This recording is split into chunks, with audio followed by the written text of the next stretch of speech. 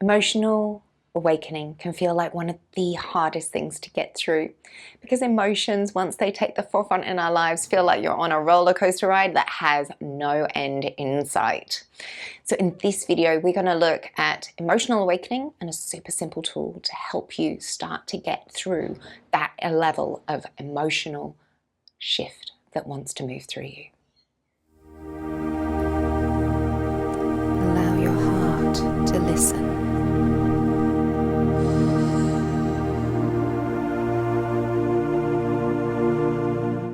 Many people, when they're in an emotional awakening, are at a loss of where to start and what to do.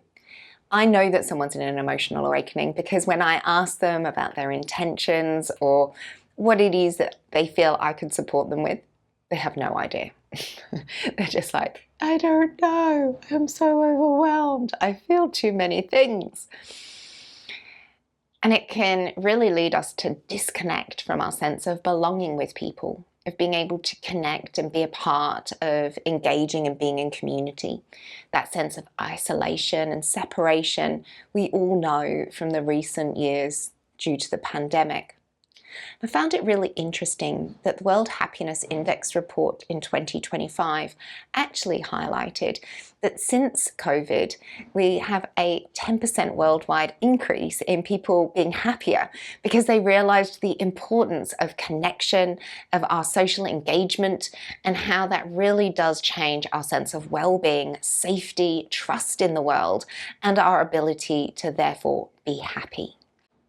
So we'll get on to what else there is that came from that World Happiness Report that might start to help you. But I want to tap into something really important first as a part of awakening through an emotional overwhelm and experience as those emotions start to roller coaster on through. And there is a really simple practice we'll come to during this video that you can start to use to help you to be with your emotions and let them start to just be present without trying to push them away, without trying to escape them, and also without actually getting stuck in a catharsis that doesn't help us go anywhere. Because when it comes to emotions, we want to give them the time frame for them to be felt, to be seen, and to be heard, and to express themselves. But without letting that then be something that we get stuck in and repeat and repeat and repeat. Because then actually we're not moving through it, we're just holding on to it and perpetuating the emotional cycle further. And it's a really beautiful breathing practice that we'll come to shortly. But if you don't know me, I'm Nid, I'm a soul guide, and I support people through awakening. The awakening happens at many levels, and sometimes it's through movement practices in the body, sometimes it's completely energetic, and it's a very weird experience for people in those moments, and also emotional and mental. And today we're looking at that emotional relationship side of awakening, how it is that often in relationships we can be awakened through the feelings and the emotions that relationships bring up. That other people say things that trigger things for us to have to explore and really deepen into that feeling. But why are emotions so important for us to use as an awakening tool? And I'd really like to highlight that in our collective awakening right now, this is one of the key pieces, is actually, yes, we need to embody, but we really need to start exploring and loving and accepting our emotions without letting them take control, of which really that's how our world has been designed to support.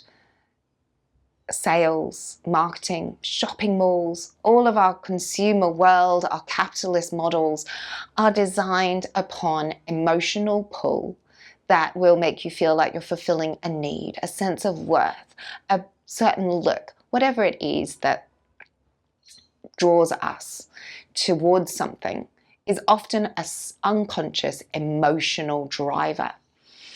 And that perpetuates lots of choices and decisions that may not be healthy, that may not be supportive. And it's really difficult when we're bombarded with so many things that we might want to buy into, that we might want to have, that help us then be able to have a conversation with someone. One of my personal most awkward pieces is I don't watch any TV. I don't even have Netflix. And so when people want to have a conversation about TV series and things that you're watching, I can't have that conversation. It's not present for me because I have no interest in giving my energy into buying into watching lots of things. We each need to explore what that is in terms of where our emotional investment and energy is going. And so in the first video in this series, I invited a contemplation around fear and how you might make yourself a victim. And this can be another place when it comes to our emotions of where is it that our emotions are taking charge and leading us down a path? And why are we doing that? Which emotions are leading it? And how is that really supporting us? Is it actually going to help you move forwards? So we do often make these choices in order to belong. Because we're social beings, we're social creatures, we are, after all, designed to regulate each other's nervous systems through the process of co-regulation. So that means that when we're in presence with someone who's regulated, we feel calm, we feel peaceful, and therefore we're more likely to feel more open, be able to connect and be vulnerable with one another. And when we're with someone who's not regulated, because they're living in one of those fears, because they're driven by unconscious emotional desires that are being fulfilled from a place of a fear, a victim mindset, or a controlling mindset, we know we don't feel the comfort, and often we start to kind of withdraw and put up a little bit of a wall. And those protective strategies are often something we've learned from childhood, that we've grown up with, that are patterns of behavior that have served us as coping strategies through challenging times. And that's absolutely fine. We want to deploy those strategies for as long as it is going to be supportive. But when there's an emotional awakening, it's the time to say that those strategies are no longer working, because those strategies are not allowing space for the emotions that are needing and calling to be felt. And quite often, when there is a sense of an emotional overwhelm and that there is a lot of feeling that needs to come up, it also comes with a feeling that we don't get heard, that people don't see who we really are and never take our word and our voice in the way that we are wanting to express it, or just at all. We're always being shut down. And that is in large part because you're actually shutting down hearing your own emotions. And it's when you start to hear and be and experience your own emotions that you'll notice your capacity to be heard and to be seen, and for those words that you want to say to be received, will start to shift. And that's one of the key pieces that starts to happen in this work. So really, in this video, I want us to tap into the importance of belonging through regulation of the nervous system. And that is where our breath can start to really help us make that shift, to start to be able to hold yourself and be the person that regulates others in the room, rather than always looking to others to regulate you. And this, to me, has been one of the largest gifts that I ever received in my awakening, was learning that I needed to always anchor and regulate myself in order to lead groups and to show up. And is still very often that when I am in my hardest struggles and all I want to do is hide underneath a blanket and go and sit in a cupboard, other days when I have to show up and be live with people and hold people through their own healing, because I'm being asked to regulate myself. And in my own regulation, I hold more of my emotions, I hold more of my feelings, and then I hold that for others. So this is a stage of really learning to regulate your nervous system and to start to be able to hold that for other people so that they can co-regulate with you. And when you can start to do that, you'll notice that your relationships can shift and that you can hold your emotions more easily as more challenging times arise. So what are the simple things that you can do to start to build that regulation for yourself? We're going to take a breathing practice shortly, but I'd really like to invite you to take a moment to just do a very simple practice.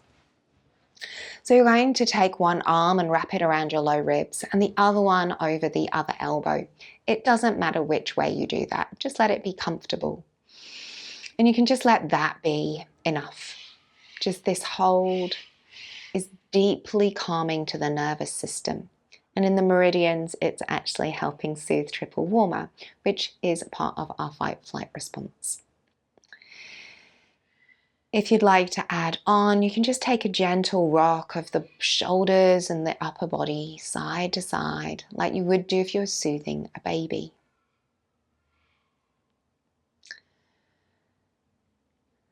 And then the next stage, if you'd like, can be to add a gentle calming sound. Shh.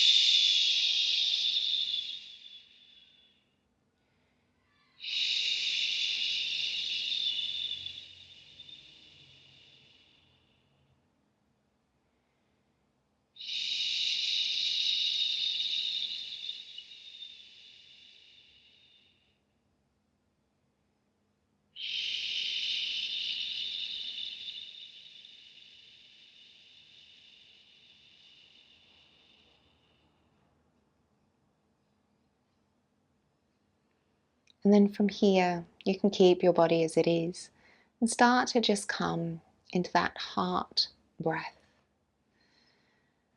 So we're just going to breathe in and out, constantly flowing between those two breaths, connecting them as though they're the ocean waves rolling in and out of a shore.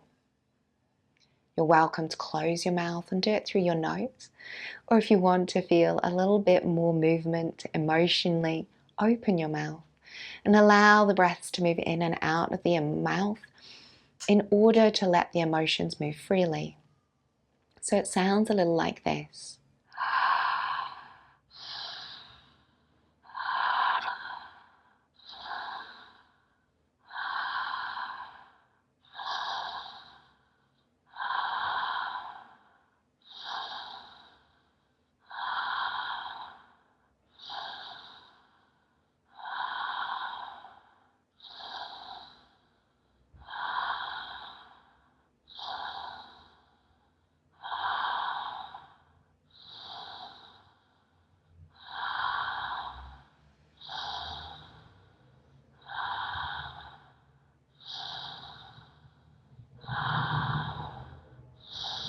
And when you feel comfortable with this breath, try and energetically bring it towards the heart space, where it is that we tend to sit and hold close our feelings, not wanting to let them be free, not wanting them to be vulnerable.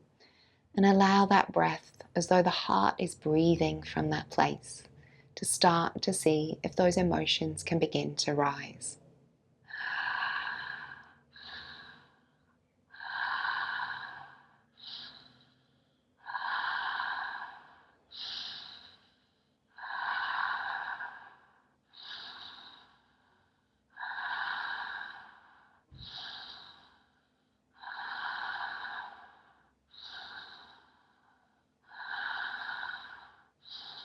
It's okay if you naturally close your eyes and feel the desire to rest, as long as that's safe for you to do so.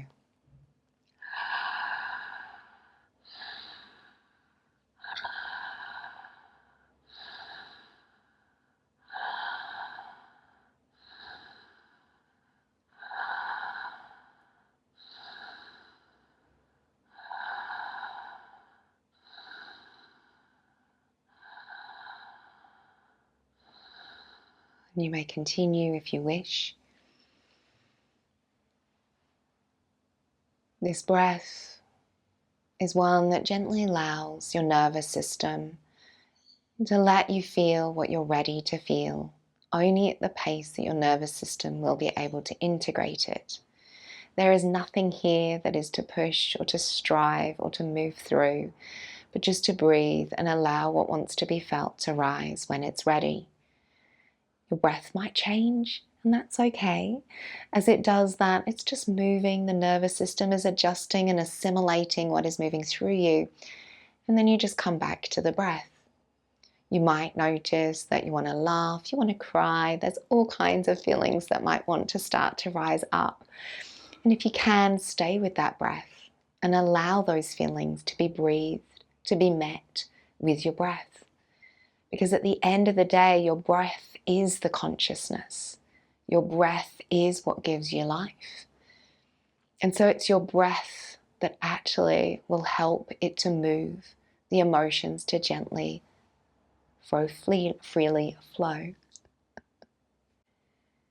And as these emotions begin to move, as your nervous system begins to find a way to naturally regulate itself and start to be the foundation of others to be able to regulate with you, you'll notice that that place of belonging starts to shift, because you've become someone that people come to feel regulated, to feel that connection and that opening of the heart.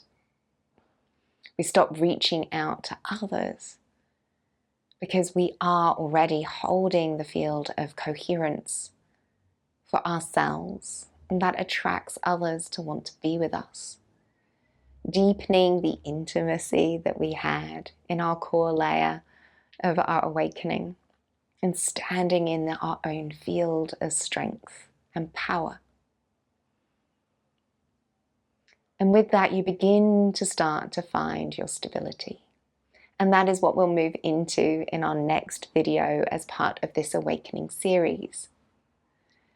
But for now, if you wish to connect more with your breath, if you'd like to be supported with your breath into a deeper journey and be a part of a community where you can feel that sense of belonging, I'd love to invite you to the 7-day free trial of your sanctuary, where we run a 5-week series of alchemical breath that uses this style of breath with sound that helps us regulate the nervous system, with simple contemplation and some other really great supportive tools that will help you start to deepen even more into moving through those emotions with a great deal of respect, kindness, and unfolding those emotions with greater empathy, so that you have more capacity to hold others as they go through big emotions. And that will really support our collective awakening, because the more of us that can hold others, the faster the awakening can happen, and the less we need to see people in unhealthy behaviors online and worldwide, because people will feel that coherence and it naturally will draw them to the change that we all seek, to see greater compassion and belonging as a race of beings, of human beings, and also of belonging to this beautiful planet and the care that we want to give her and all of the life that lives on it. So I'd love to connect with you more through our breath, through our regulation.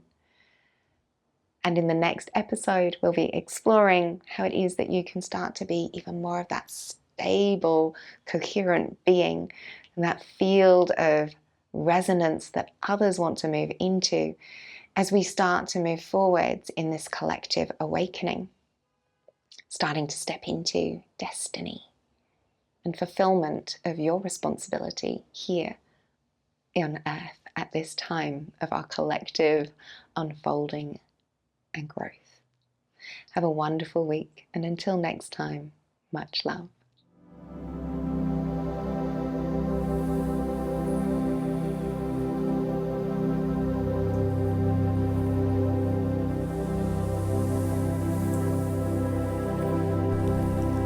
Thank you for joining. Have a wonderful day.